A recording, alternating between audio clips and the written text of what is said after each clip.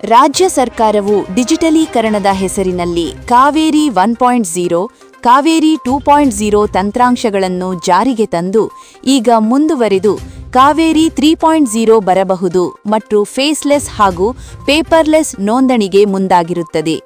Faceless ಹಾಗೂ paperless ನೋಂದಣಿ ಕಾರ್ಯ ಪ್ರಾರಂಭವಾದಲ್ಲಿ ಪತ್ರ ಬರಹಗಾರರಿಗೆ ಯಾವುದೇ ರೀತಿಯ ಬರವಣಿಗೆ ಕಾರ್ಯ ಇಲ್ಲದಂತಾಗುತ್ತದೆ. ಅಂದರೆ ಪತ್ರ ಬರಹಗಾರರನ್ನು ಹುದ್ದೆಯನ್ನು ತಟಸ್ಥ ಮಾಡಿದಂತಾಗುತ್ತದೆ. ಈ ವೃತ್ತಿಯನ್ನೇ ಅವಲಂಬಿಸಿಕೊಂಡಿರುವ ರಾಜ್ಯಾದ್ಯಂತ ಸುಮಾರು 10 ರಿಂದ 12 ಸಾವಿರ ಪತ್ರ ಬರಹಗಾರರು, ಅವರ ಸಹಾಯಕರುಗಳು ಮತ್ತು ಅವರುಗಳನ್ನು ಅವಲಂಬಿಸಿಕೊಂಡಿರುವ ಕುಟುಂಬ ವರ್ಗದವರ ಗತಿಯೇನು? ಈ ಬಗ್ಗೆ ಸರ್ಕಾರ ಚಿಂತಿಸದೆ ಕೆಲವೇ ಅಧಿಕಾರಿಗಳ ಸಲಹೆ ಪಡೆದು ವಿದೇಶದಲ್ಲಿರುವಂತೆ ಫೇಸ್ಲೆಸ್ ಹಾಗೂ ಪೇಪರ್ಲೆಸ್ ನೋಂದಣಿ ಕಾರ್ಯಕ್ಕೆ ಮುಂದಾಗಿದೆ ಎಂದು ಕೊಪ್ಪಳ ಜಿಲ್ಲಾ ಮುದ್ರಾಂಕ ಮತ್ತು ನೋಂದಣಿ ಇಲಾಖೆಯ ದಸ್ತಾವೇಜು ಬರಹಗಾರರ ಕ್ಷೇಮಾಭಿವೃದ್ಧಿ ಸಂಘ ಇವರ ಸಹಯೋಗದೊಂದಿಗೆ ಕುಷ್ಟಗಿ ತಾಲೂಕಾ ದಸ್ತಾವೇಜು ಬರಹಗಾರರು ಕುಷ್ಟಗಿ ನಗರದ ಉಪ ನೋಂದಣಾಧಿಕಾರಿಗಳ ಕಚೇರಿ ಮಿನಿ ವಿಧಾನಸೌಧ ಆವರಣದಲ್ಲಿ ಇಂದು ಸೋಮವಾರದಂದು ಮುಷ್ಕರ ನಡೆಸಲಾಯಿತು. ಇದೇ ವೇಳೆ ಬಸವರಾಜ್ ಕುದ್ರಿಮೋತಿ ಹಾಗೂ ಪಂಪನಗೌಡ್ ಮಾಲಿ ಪಾಟೀಲ್ ಮತ್ತು ಶಶಿಧರ್ ರಂಜಣಗಿ ಅವರು ಮಾತನಾಡಿದರು. ಹೊರ ರಾಜ್ಯದಲ್ಲಿರುವಂತೆ ನಮ್ಮ ರಾಜ್ಯದಲ್ಲಿ ಪತ್ರ ಬರಹಗಾರರಿಗೆ ಪ್ರತ್ಯೇಕ ಲಾಗಿನ್ ಕೊಡಬೇಕು. ಕಾವೇರಿ 2.0 ತಂತ್ರಾಂಶದಲ್ಲಿ ಆಗುತ್ತಿರುವ ತೊಂದರೆಗಳನ್ನು ಆದಷ್ಟು ಬೇಗನೆ ಸರಿಪಡಿಸಬೇಕು. ಅನಧಿಕೃತ ವ್ಯಕ್ತಿಗಳನ್ನು ತಡೆಗಟ್ಟುವುದು ಮತ್ತು ಕರ್ನಾಟಕದ ಎಲ್ಲಾ ಪತ್ರ ಬರಹಗಾರರಿಗೆ ಏಕಮಾದರಿಯ ಗುರುತಿನ ಚೀಟಿಯನ್ನು ನೀಡುವುದು ಹಾಗೂ ದಸ್ತಾವೇಜು ಬರಹಗಾರರಿಗೆ ಸೇವಾ ಭದ್ರತೆ ಒದಗಿಸುವುದು ಎಂದು ಸರ್ಕಾರದ ವಿರುದ್ಧ ಘೋಷಣೆಗಳನ್ನು ಕೂಗಿ ನಂತರ ತಹಶೀಲ್ದಾರ್ ಅಶೋಕ್ ಸಿಗ್ಗಾನ್ವಿ ಇವರ ಮುಖಾಂತರ ಕಂದಾಯ ಸಚಿವರು, ಕರ್ನಾಟಕ ಸರ್ಕಾರ ಬೆಂಗಳೂರು ಇವರಿಗೆ ಮನವಿ ಪತ್ರ ಸಲ್ಲಿಸಲಾಯಿತು. ಈ ಸಂದರ್ಭದಲ್ಲಿ ಬಸವರಾಜ್ ಕುದ್ರಿಮೋತಿ, ಅಡವಿರಾವ್ ಕುಲಕರ್ಣಿ, ಶೇಖ್ ಉಸ್ಮಾನ್ ಕಲಬುರ್ಗಿ, ಉಮೇಶ್ ಕುಂಬಾರ್, ಮಲ್ಲಿಕಾರ್ಜುನ ಕುದ್ರಿಮೋತಿ, ವೀರೇಶ್ ಸಣಾಪುರ, ಶಶಿಧರ್ ರಂಜಣಗಿ, ವೀರೇಶ್ ಕುದ್ರಿಮೋತಿ, ರಾಜೇಶ್ ಕುಂಬಾರ್, ರಮೇಶ್ ಅಗಸಿಮುಂದಿನ, ಕಲೀಂ ಕಲಾಲಬಂಡಿ, ಪಂಪನಗೌಡ್ ಮಾಲಿ ಪಾಟೀಲ್, ಪ್ರಶಾಂತ್ ಕುಲಕರ್ಣಿ, ನಾಗರಾಜ್ ಕಂಡಗಲ್, ಸೋಮಶೇಖರ್ ನವಲಹಳ್ಳಿ, ಡಿಎಚ್ ಪಾಟೀಲ್, ಚಂದ್ರು ನಾಯಕವಾಡಿ, ಸಲೀಂ ಕಲಬುರ್ಗಿ, ನಾಗಭೂಷಣ ಕಂದಗಲ್, ಯುವರಾಜ್ ಕುಂಬಾರ್, ಸಂಗನಗೌಡ್ ಪಾಟೀಲ್, ಉಮೇಶ್ ಚಳಗೇರ ಹಾಗೂ ಇತರರಿದ್ದರು. ರಿಪೋರ್ಟರ್ ಭೀಮ್ಸೇನ್ ರಾವ್ ಕುಲಕರ್ಣಿ, ಕುಷ್ಟಗಿ ನಗರದ ಅತ್ಯಂತ ವಿಶ್ವಾಸಾರ್ಹ ಚಾನೆಲ್ ಜಿಎಂ ನ್ಯೂಸ್ ಕುಷ್ಟಗಿ. ನಮ್ಮ ಸುದ್ದಿ ನಿಮಗೆ ಇಷ್ಟವಾದರೆ ಲೈಕ್ ಮಾಡಿ, ಶೇರ್ ಮಾಡಿ ಹಾಗೂ ಆಲ್ ಬೆಲ್ ಬಟನ್ ಪ್ರೆಸ್ ಮಾಡುವ ಮೂಲಕ ಸಬ್ಸ್ಕ್ರೈಬ್ ಆಗಿರಿ. ಪತ್ರ ಬರಹಗಾರರ ಲಾಗಿನ್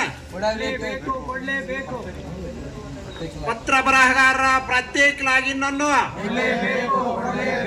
ಬೇಕೇ ಬೇಕು. ಪತ್ರ ಬರಹಗಾರರ ಲಾಗಿನ್ ಅನ್ನು ಬೇಕೇ ಬೇಕು. ಬೇಕೇ ಬೇಕು. ಬೇಕೇ ಬೇಕು. ಪತ್ರ ಬರಹಗಾರ ಲಾಗಿನ್ ಅನ್ನು ಪತ್ರ ಬರಹಗಾರ ಲಾಗಿನ್ ಅನ್ನು ಬೇಕೇ ಬೇಕು. ಪತ್ರ ಬರಹಗಾರ ಲಾಗಿನ್ ಅನ್ನು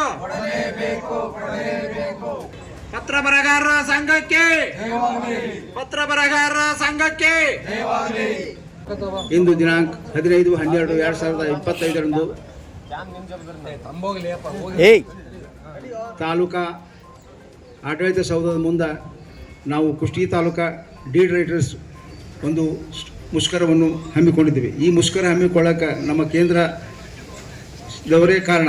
ಯಾಕಂದ್ರೆ ನಾವು ಸುಮಾರು ವರ್ಷಗಳಿಂದ ಡೀಡ್ ರೈಟರ್ ಇದ್ದು ಸರ್ಕಾರಕ್ಕೆ ನಮ್ಮಿಂದನೇ ಸಾಕಷ್ಟು ಸ್ಟಾಂಪ್ ಡ್ಯೂಟಿ ಜನರಿಗೆ ಅನ್ಯಾಯ ಆಗಲಾರ್ದಂಥ, ಸರ್ಕಾರಕ್ಕೆ ಅನ್ಯಾಯ ಆಗಲಾರ್ದಂಥ ನಾವು ನಡ್ಕೊಂಡು ಸರ್ಕಾರಕ್ಕೆ ಸಹಾಯ ಮಾಡ್ಕೊಂತ ಬಂದ್ವಿ. ಆದರೆ ಅಲ್ಲಿಂದ ನಮ್ಮ ಸರ್ಕಾರದ ಈಗ ಹೊಸದಾಗಿ ಇದೇನೋ ಆನ್ಲೈನ್ ಬಂದು ಪೇಪರ್ಲೆಸ್ಸು ಏನೇನೋ ಬಂದು ಇವೆಲ್ಲ ಮಾಡಿ ನಾವೇನಪ್ಪ ಅಂದ್ರೆ ಅವಾಗ ಡೀಡ್ ರೈಟರ್ ಮಾಡಿದರೆ ಡಾಕ್ಯುಮೆಂಟನ್ನು ಜನರಿಗೆ ತಲೆಗಿತ್ತು. ಅವಾಗ ಹಿಂದಕ್ಕೆ ಎಲ್ಲರೂ ಹಳ್ಳಿಯರು ನಾವು ಅಚಾನಕ್ ಯಾರ ತಕ್ಕ ಹೋಗಿ ಮಾಡ್ಸ್ಕೊಂಬಂದ್ರಪ್ಪ ಅಂದ್ರೆ ಮುಂಜಾನೆ ರೈತರು ಇಲ್ಲ ಸೀನಾಪುರ ಮನೆಯವ್ರು ಬರಬೇಕು, ಇಲ್ಲ ನನ್ನ ಮನೆಗೆ ಬರಬೇಕು, ನೋಡ್ರಿ ಇದು ರಿಜಿಸ್ಟ್ರ್ ಆಗೈತೆ ಸುಳ್ಳ ಕರೆ ಮಾಡಬೇಕು. ನಾವು ಹೇಳಿದ್ಮೇಲೆ ವೇದ ಬೇಕು ಆ ನಮೂನಿ ಹಿಂದಿ ಇತ್ತು. ಈಗ ಅದು ಏನಾಗ್ಬಿಡುತ್ತೆ ಅಂದರೆ ಕಂಪ್ಯೂಟರೈಸ್ನಾಗ ಅದು ಫೀಡಿಂಗ್ ಇರ್ತಾ, ಯಾರೋ ಬರ್ತಾರೆ, ಯಾರೋ ಏರಿಸ್ತಾರೆ, ಯಾರೋ ಹೋಗ್ತಾರೆ. ಅದಕ್ಕೆ ಡಾಕ್ಯುಮೆಂಟ್ ರೈಟರ್ ದಿನ ಹಾಕಬೇಕು. ಅದನ್ನು ಬಿಟ್ಟು ಯಾರೋ ವಕೀಲರು, ಆ ವಕೀಲರ ಹೆಸರು ಸತ್ಯ ಇರಲಿಲ್ಲ, ಅಡ್ವೊಕೇಟ್ ಶೋ ನಂಬರ್. ಹೀಗಾಗಿ ಸಾಕಷ್ಟು ಪ್ರಕರಣಗಳು ಕೋರ್ಟ್ನಲ್ಲಿದ್ದಾವೆ. ಇದರಿಂದ ಜನರಿಗೆ ತೊಂದರೆ ಆಗುತ್ತೆ, ಸರ್ಕಾರಕ್ಕೂ ಕೂಡ ಭಾಳ ತೊಂದರೆ ಆಗುತ್ತೆ.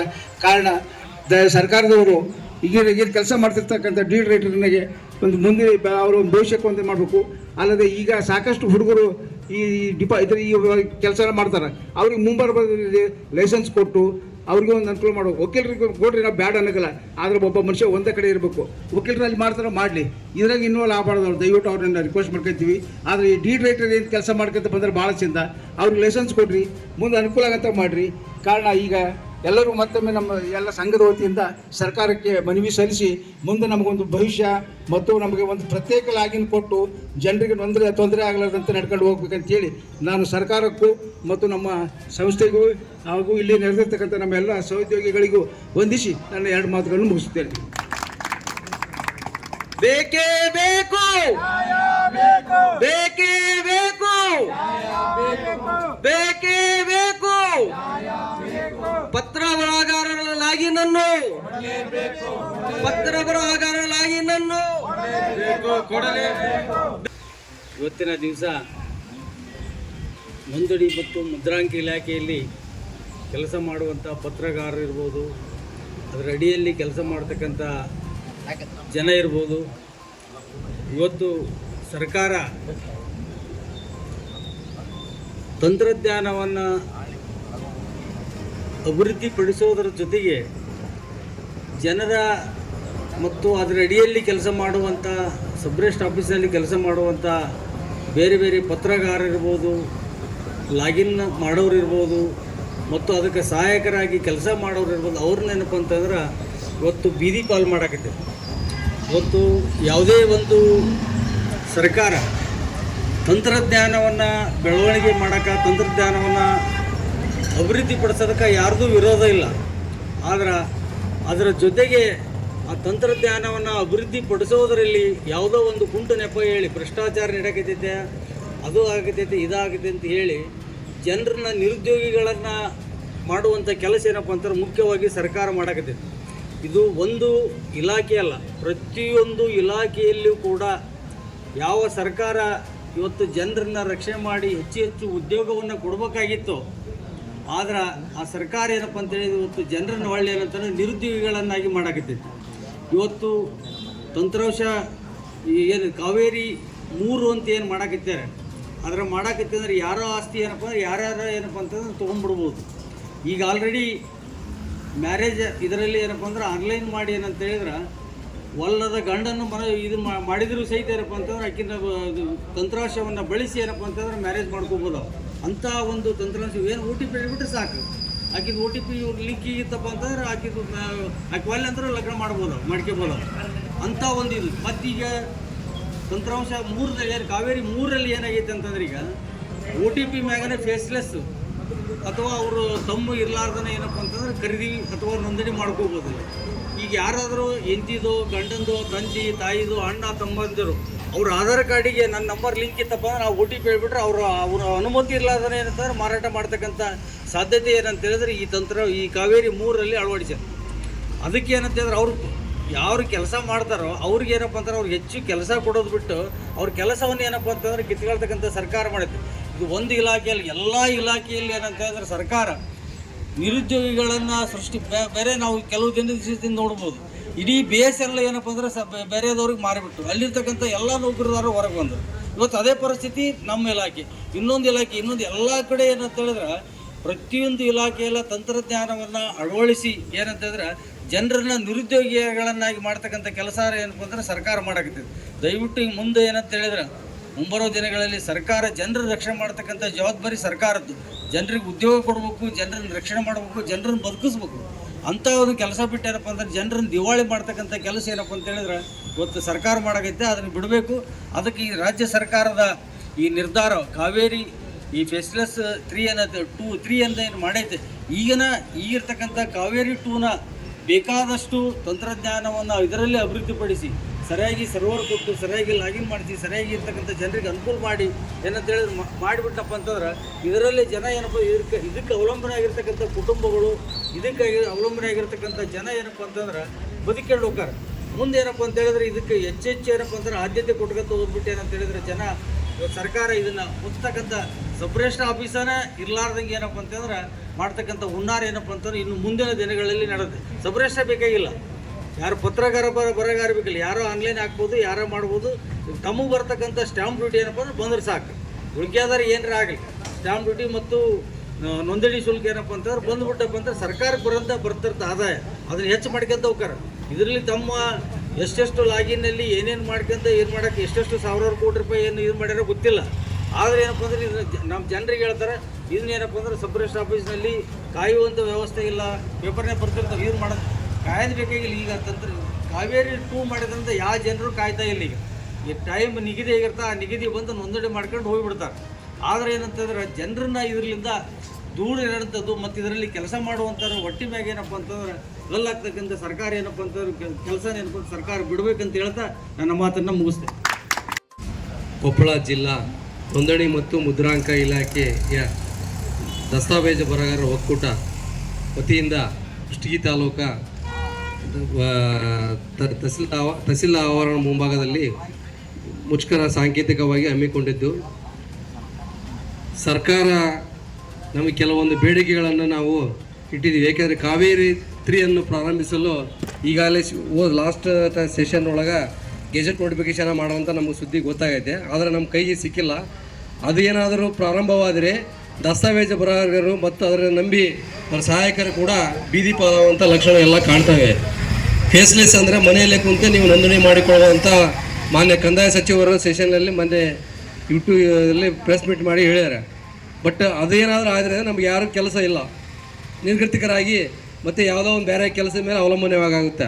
ಹಾಗಾಗಿ ಇದನ್ನು ನಾವು ಖಂಡಿಸಿ ಇವತ್ತು ಮುಷ್ಕರವನ್ನು ಹಮ್ಮಿಕೊಂಡಿದ್ದು ಮತ್ತು 16/12/2025 ಮಂಗಳವಾರ ಸುವರ್ಣಸೌಧ ಚಲೋ ಅನ್ನೋ ಬೆಳಗಾವಿಗೆ ಅನ್ನೋ ಒಂದು ಮುಷ್ಕರ, ಅಲ್ಲಿ ಕೂಡ ಇಡೀ ನಮ್ಮ ಕರ್ನಾಟಕ ರಾಜ್ಯ ನೋಂದಣಿ ಮತ್ತು ಮುದ್ರಾಂಕ ಇಲಾಖೆಯಿಂದ ಸ್ಟೇಟ್ ಬೋರ್ಡ್ನವರು ಕರೆ ಕೊಟ್ಟಿದ್ದಾರೆ.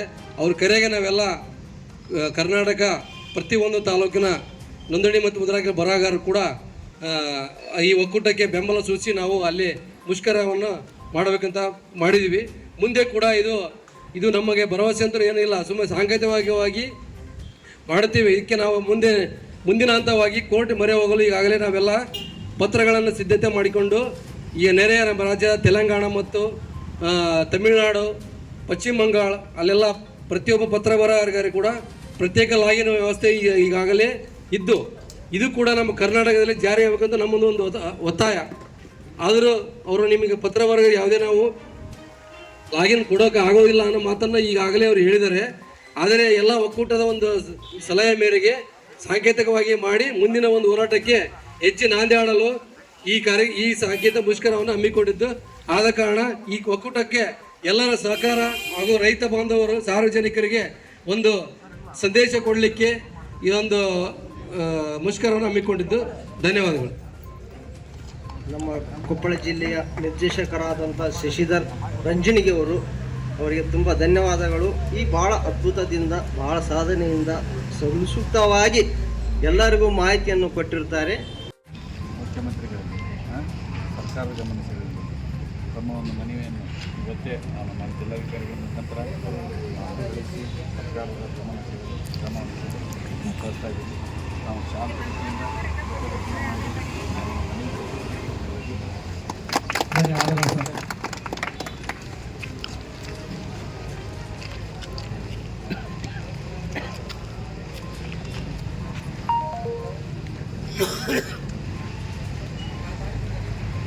ಸೆಟಪ್ ಆಗಿರ್ತೀರಿ ಜೀವನದಾಗ ಮುಂದೆ ಏನಾಗ್ತಾವ ಅಂದ್ರೆ ತಂತ್ರ ಆದಾಗ ಸ್ವಲ್ಪ ಮಾಡಿಫೈ ಆದ್ರೆ ಏನಾಗುತ್ತೆ.